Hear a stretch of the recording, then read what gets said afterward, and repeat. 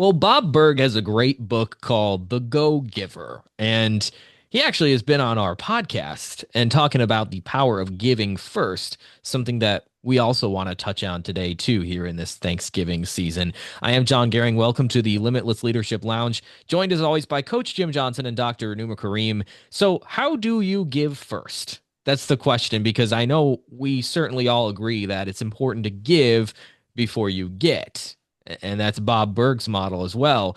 But how? Coach, you have a few ideas. Let's dive in with you first. Yeah, so I just want to start with a quick context. This is not a philosophy that I was great early in my life. I wasn't thinking of giving first. And as I've aged, I've hopefully gotten a little bit wiser. And I think it's really a philosophy that I've gotten much better. I still got a ways to go, but it's something I encourage people to think, how can I give first? And I think the ultimate, the John Wooden quote that I always love is, you can't live a perfect day without giving to someone without expecting anything in return. And that's a pretty powerful concept, much easier said than done. So let me give you my three ideas. The first one is I think it's simple, but I found as I've met more and more people, whether it's online or people, is I think giving first is when you're meeting someone for the first time, is that whether it's online or in person, you need to do some research. Find out about that person so you have a foundation when talking. I'm amazed on the other side of it how many people I meet because it's something I take a lot of pride in. And again, I didn't do this that well, 5 years ago, but now I take a lot of pride in making sure that I do some research so I have a foundation. I have some questions in mind. So I think that a giver's mindset is to really care about knowing something about the other person when you haven't met them before.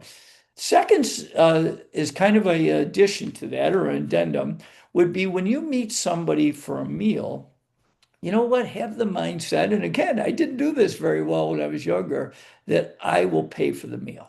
Okay. And that you really, and I'll even add a little thing, and then I have a third idea is that uh, is that even if you can bring a little small gift, maybe something that you think the person, I'm big on, obviously I have a couple books, but I also purchase books from people. So that's an idea that you Mm-hmm. can give to other people, which I really like.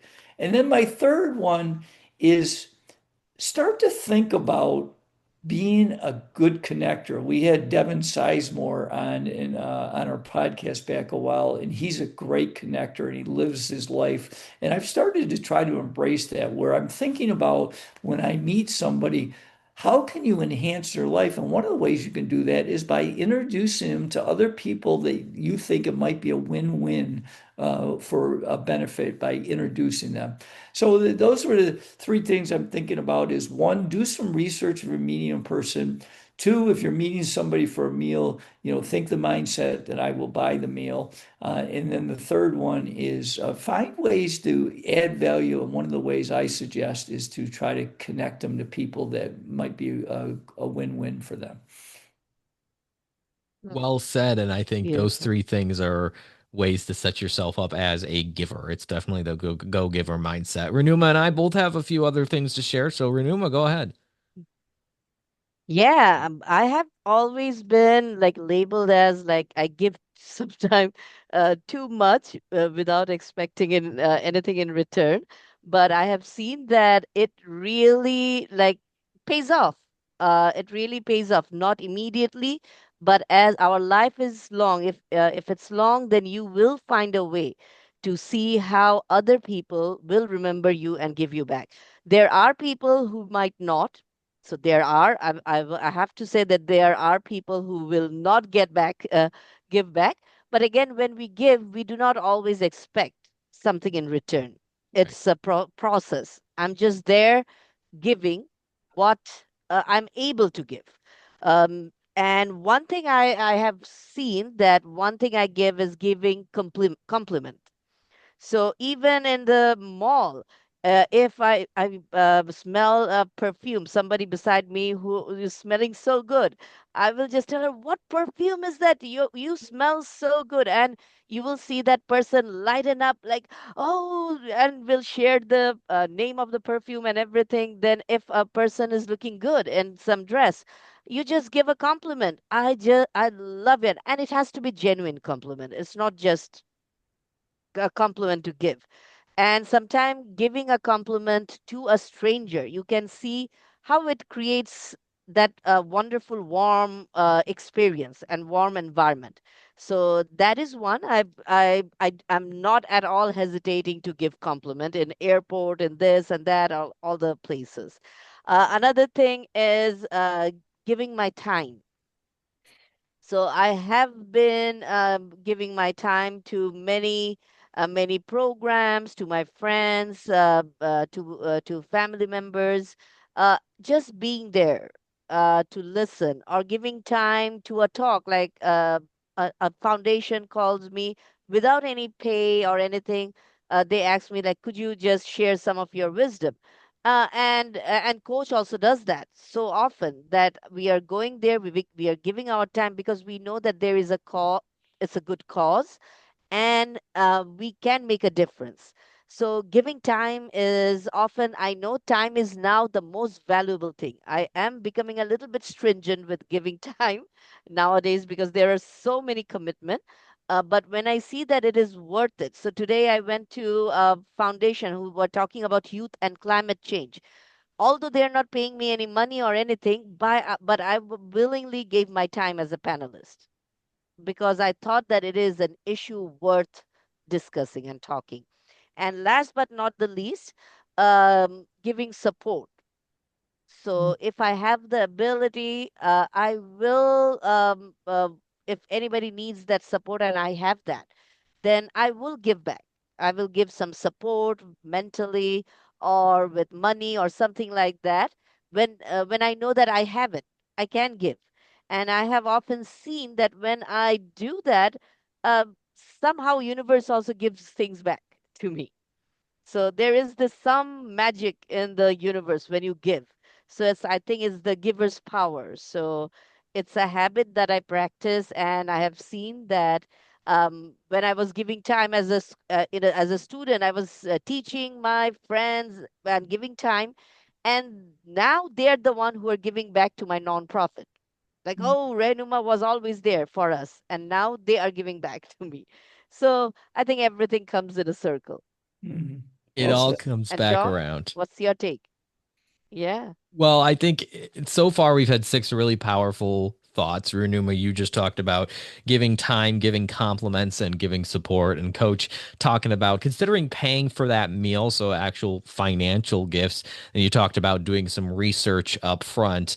And I also feel like even with that upfront effort that we give, that's so important in giving when it comes to listening. So we're on a meeting and oh, Renuma hopped off. I will just keep going and we'll Yep. edit out anything that needs to be edited out, but I'll just keep going and hopefully she gets back on. So when it comes to giving your time, like Coach said, the research portion of it, it's also so important to give your attention early on. So instead of diving right into what you do on that first connection call, give your attention first before you get attention in return. So, what do you do? Let me ask about you a little bit and having them talk. If you're talking for the first 10, 15 minutes of a call, you've already put yourself in a non-giving position, in a all receiving position. And so what you want to do is give your attention first. That will flatter the person you're on the call with, and it will also invoke the reciprocity of, hey, well, what about you? How can I help you? So that's what I feel like you have to give first. Coach already touched on the second thing I was going to talk about briefly, but I'll add a little additional tip to it. Coach talked about giving gifts while you're out with someone. One thing that I like to do, I've started to do recently, is when I'm done reading a book, I've started reading more books this year. When I'm done reading it, certainly there might be value in keeping it. And the really, really good ones I'm going to keep, right? I'm going to keep and I'm going to recommend to other people. But ones that, I think are valuable, but maybe I don't want to keep around because then ultimately I'm just going to have so many books in my house. I'm not going to know what to do with them all. I pay that forward, give it to somebody who I feel like could benefit from that. It doesn't really cost much for me because it's just costs the mail, the postage or whatever that you're a few dollars to send that out. But in return, you're getting somebody who's, genuinely appreciating that and somebody who can grow their leadership or grow whatever it is that they're receiving the book for. So I think gifting books is such a powerful thing because it's all about how rising tides lift all ships, right? So if we can all grow together, and that includes getting the knowledge together that we need, then that's even better. And then finally, Coach talked about making the introductions. I think that's so powerful too. I will add one more little addendum to that too. How about sending value to people? We all three of us do this, I think, pretty well, where we're sending value, whether it's our own promotional things, but usually it's not. Usually it's, hey, I saw this article, I heard this podcast episode or saw this video. Be thinking whenever you're listening or watching something, who can you send this to? Who will Mhm. benefit from hearing or seeing this? And that's all about giving first and invoking that reciprocity effect. So, yes, it may cost you a few bucks to send a book or to pay for a meal, but I believe in the long run, it all becomes worth it. Coach or Numa, any final thoughts? Yeah, I just have one comment, John, that I think is really neat because, again, it's something I didn't do very well, but I'm doing much better. In fact, I'll give you a quick illustration. You talked about paying attention. And I ate a breakfast with a gentleman last week that it's the first time I'd ever met him. And the funny thing is I realized that I was the CQA, the chief question answer, because in the first 40 minutes from our breakfast, my breakfast was done and he had barely touched his because literally I would ask him a question and he would talk. And then I'd ask him another question. But it's a good indication that sometimes you can find in a meal that if you eat your whole meal, you're probably doing the listening, which is a good thing. So Yeah. just Yeah, a good little point. thing that I think is really important. I teach leaders about being that chief question asker, and I think people appreciate when you do ask questions and pay attention to their answers. So, well said, John. Yeah. And I think Adam Grant also had a book where he talked about givers and takers. Mm, So he mentioned like when you have that heart of a taker, often it is hard to um, maximize, think in an abundant mindset because you are taking all the time. So, but the givers usually have that abundance mindset. mm, So hopefully we all can practice giving more. right. Yes, we need to give before we get, and we talked a great book recommendation there. I also highly recommend, like I said at the beginning, Bob Burke's book, The Go Giver. Really powerful story that illustrates all of this. So again, these 9 things that we gave you today, I challenge you to just take a couple of them. See if you can implement them into your daily life. We're talking about, Coach mentioned research. Consider paying for breakfast. Also, introduce people to each other. That's a powerful way to give to. Renuma talked about donating time, support, and giving those compliments to strangers. That could make a huge difference. And I talked about considering gifting some books or some things that you may not need to keep around, but you think others will value from a simple way to give, along with also giving people value by sending them things that you've come across. So I think those are some powerful things. Choose one or two and see what happens with it because you just never know what will happen through reciprocity when you give first. Thank you for listening to the Limitless Leadership Lounge this week, and we will catch you next week. And as another guest comes in to start the month of December for a tri generational conversation for emerging leaders.